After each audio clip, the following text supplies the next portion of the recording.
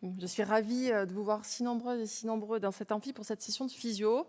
Et si le poumon est peut-être l'organe d'excellence, les plaquettes sont des cellules extraordinaires, donc j'espère pouvoir vous le prouver ici. Je n'ai pas de conflit d'intérêt avec cette présentation, avec le labo dans lequel je travaille particulièrement, mais j'ai un lien d'intérêt avec les EFS et je vous encourage toutes et tous à aller donner votre sang. Vous pouvez donner les plaquettes aussi, pensez-y, ou parlez-en autour de vous. Alors, est-ce que vous savez ce qu'ont en commun ces trois cellules ? Donc, un petit indice, ça c'est un neutrophile, ça c'est un macrophage, il est beau, hein ? Et ça c'est les plaquettes. Eh bien, ce sont des cellules immunes. Et je vais vous expliquer pourquoi est-ce que les plaquettes sont bien plus des cellules immunes que des cellules de l'hémostase. Là, vous avez une petite idée de la proportion de plaquettes qu'on a dans notre sang par rapport aux leucocytes. Ridicule, hein, les leucos, 4 à 10 gigas en situation physiologique. Et donc les plaquettes, et j'ai appris à les voir comme ça avec le temps, sont des cellules de l'immunité, sont des cellules sentinelles qui circulent en permanence dans l'organisme, dans la circulation sanguine et qui scrutent leur environnement, prêtes à interagir à tout moment. C'est les premières cellules qui sont au courant quand il y a une infection, un pathogène qui survient avec les cellules endothéliales, mais celles-ci ne circulent pas, avant même que les leucocytes aient été avertis de l'irruption d'une bactérie.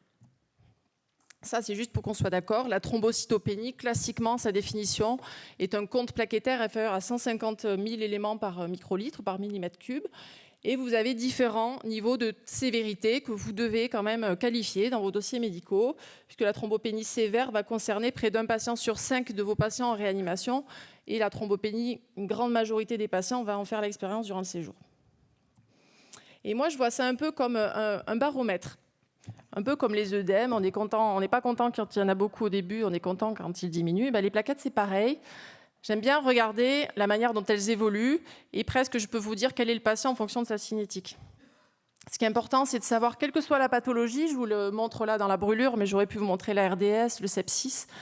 Les cinétiques d'évolution du compte plaquettaire au cours du séjour du patient sont très informatives. Il a été largement démontré qu'en fonction de la manière dont elles se comportaient, c'était plus ou moins associé à la mortalité de nos patients. Et plus c'est bas, plus on meurt. Plus les patients vont avoir des thrombocytopénies profondes, plus c'est associé à leur mortalité en réanimation.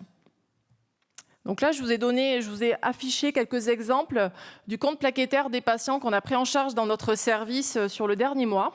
C'est assez varié. Vous voyez que les cinétiques sont tout à fait variables et particulières et propres à chaque patient. On a la classique courbe en U du choc septique, le syndrome catastrophique des antiphospholipides qui va arriver thrombopénique avec des thromboses et qui va tarder à récupérer après les traitements, ou le choc hémorragique du coup de couteau de 2 h du matin qui arrive au bloc en tamponnant. Et c'est important de regarder ces cinétiques. La thrombopénie, il faut que vous la voyez comme une inadéquation entre thrombopoïèse, c'est le mécanisme de formation des plaquettes par le mégacariocyte, qui, vous voyez, en se fragmentant, va libérer 1000 à 10 000 plaquettes dans la circulation sanguine.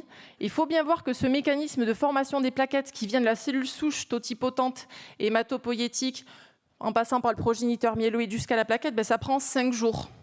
5 jours. Alors que la destruction des plaquettes, et leur disparition du compte circulant prend à peine quelques minutes. Vous vous doutez bien que vous ne pouvez pas attendre que vos patients corrigent leur thrombopénie en 24 ou 48 heures. Et ce n'est pas forcément grave. Donc, quand on regarde le cycle de vie de la plaquette, les mégacariocytes sont essentiellement médulaires, mais pas que. Dans la RDS ou dans certaines situations inflammatoires, on en trouve, et c'est décrit depuis des dizaines d'années par les anatomopathologistes qui retrouvaient des mégas dans la circulation pulmonaire. Elles vont libérer des proplaquettes pour donner des plaquettes jeunes qui vont circuler. Et je vous ai dit, c'est des sentinelles. Elles circulent, elles tournent et elles cherchent à entrer en interaction avec leur environnement. Et à cette occasion-là, elles vont être dites activées, puis disparaître de la circulation. Ou bien elles vont vieillir, perdre des récepteurs à leur surface, notamment il y aura des signes de décellulation, ce qui va permettre notamment aux cellules résidentes du foie, aux macrophages résidents, les cellules de Kupfer, de donner l'impulsion aux hépatocytes pour la production de thrombopoïétine. Et ça recommence. Et ça, c'est un phénomène continu qui peut, dans certaines situations, voir la synthèse de thrombopoïétine être augmentée. Je vous ai quand même mis les grandes étiologies si vous étiez venus les chercher, parce que ce n'est pas tout à fait la question de mon topo.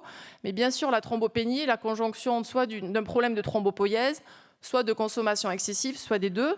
Donc vous pouvez avoir un problème de l'usine de production des plaquettes, une majoration de leur consommation, parce qu'elles sont entrées en interaction dans des phénomènes qui sont dans la grande majorité physiologiques, l'hémostase, la thromboinflammation, on va y revenir dessus, et parfois un petit peu plus pathologique quand on rajoute des membranes et des circuits.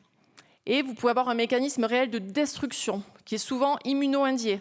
C'est le cas des SAPL, de la TIH ou par exemple du PTI.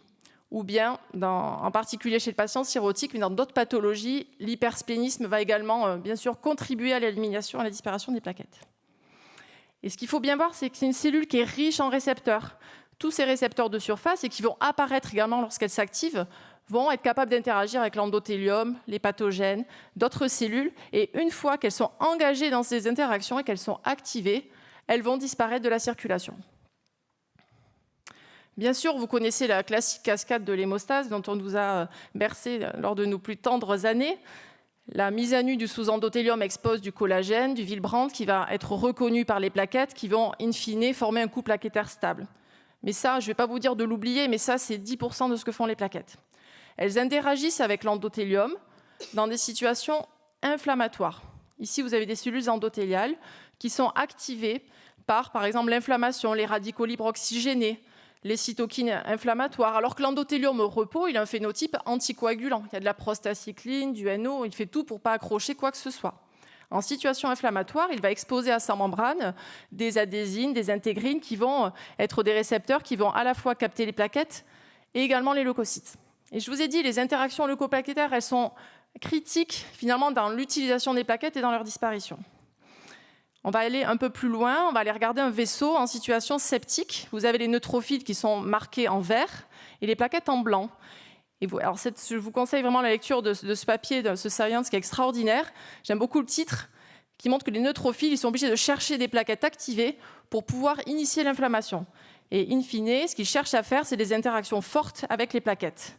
Si on se met vraiment au cœur du vaisseau, en situation inflammatoire, pancréatite, traumatisme, infection, l'endothélium va être très inflammé et les leucocytes vont venir rouler et adhérer à la surface endothéliale. Et ils sont capables de clusteriser à leur membrane des protéines qui vont permettre de rentrer en interaction avec des plaquettes activées, parce que la P-sélectine glycoprotéine ligand, la PSGL1, qui vont exprimer et clusteriser à leur surface, va attendre un check de la part des plaquettes qui expriment la P-sélectine pour pouvoir faire la transmigration au travers de l'endothélium et aller dans les tissus pour finir de faire leur rôle, notamment d'infection, de lutte anti-infectieuse. Est-ce que vous saviez que les plaquettes, ça mange les bactéries ou les virus, les champignons, les parasites ? Milka Kupenova l'a montré brillamment il y a quelques années dans ce Nature Communication. Elle a mis des virillons de grippaux au contact de plaquettes et puis elle a pris des photos régulièrement en microscopie électronique. Et vous voyez qu'au bout de 15 minutes, la plaquette a été en capacité de faire des vésicules d'endocytose recouvertes de clatrine et va intégrer jusqu'à détruire à peine en 30 minutes dans des lysosomes la grippe. Donc elles ont un rôle inflammatoire de lutte anti-infectieuse qui va de fait consommer ces plaquettes. Elles ont joué leur rôle et elles disparaissent de la circulation en attendant que de nouvelles arrivent. Dans notre équipe, on l'a montré également, chez les patients en SDRA Covid, une trentaine de patients, toutes les plaquettes de ces patients-là sont remplies de vésicules virales. Donc là, je pourrais vous montrer ce que je veux. C'est une particule coronale, ça ressemble à de la spike autour. Et bien sûr, on a fait des marquages spécifiques. On a bien montré que les plaquettes étaient farcies de spike et de particules virales. Et on a montré aussi qu'elles allaient jusqu'à mettre en place des vésicules d'autophagie, jusqu'à amener ces particules dans des autophagolysosomes pour détruire le SARS-CoV-2. Donc, elles ont un rôle anti-inflammatoire et de lutte contre l'infection. Une manière aussi de le démontrer, c'est l'anétose et leur implication dans l'anétose. C'est un science qui a maintenant 20 ans, mais c'est Brinkman qui a été le premier à montrer ce phénomène de nétose. C'est quoi ? C'est un mécanisme qui est phylogénétiquement conservé depuis des millénaires et qui permet à l'organisme de lutter contre l'irruption de pathogènes. Et les plaquettes, elles ont un rôle à jouer aussi là-dedans. Parce que d'une part, elles sont promotrices de l'activation des NET et des neutrophiles qui vont littéralement s'éventrer, libérer le contenu de leur noyau, de leur chromatine, de leur ADN, de leurs histones, pour réaliser des filets qui vont piéger les shigelles dans cette publication. Le corollaire, malheureusement, et c'est ce qui explique la microthrombose dans le choc septique et dans d'autres situations très inflammatoires, c'est que ces filets de NET que vous voyez ici figurés en vert sont des véritables surfaces pro-agrégantes pour les plaquettes. Donc les plaquettes, elles vont venir petit à petit se scotcher sur ces nets. Alors bien sûr, elles vont piéger les bactéries, elles vont participer à la défense anti-infectieuse, mais elles vont être consommées et elles vont participer à la microthrombose dans les reins, dans le poumon, dans les capillaires pulmonaires, cardiaques, etc. Un dernier mot, je ne pouvais pas ne pas parler de thrombopénie sous ECMO pour ceux qui font un peu d'ECMO dans leur service. Vous savez classiquement que les patients ont une thrombopénie au cours du séjour sous assistance et je tiens à souligner le remarquable travail de l'équipe de Sophie Suzanne, des Lillois, qui a démontré, ça pouvait être intuitif mais il fallait quand même le montrer, que les forces de cisaillement auxquelles sont contraintes les plaquettes dans la machine entraînent un clivage de protéines à leur surface, notamment la GP1B-alpha. Et lorsque les plaquettes, parce qu'on a mis la machine à fond, on a tourné à fond, elles sont exposées à cette contrainte physique, elles vont être décapitées de leurs glycoprotéines et vont être éliminées de la circulation.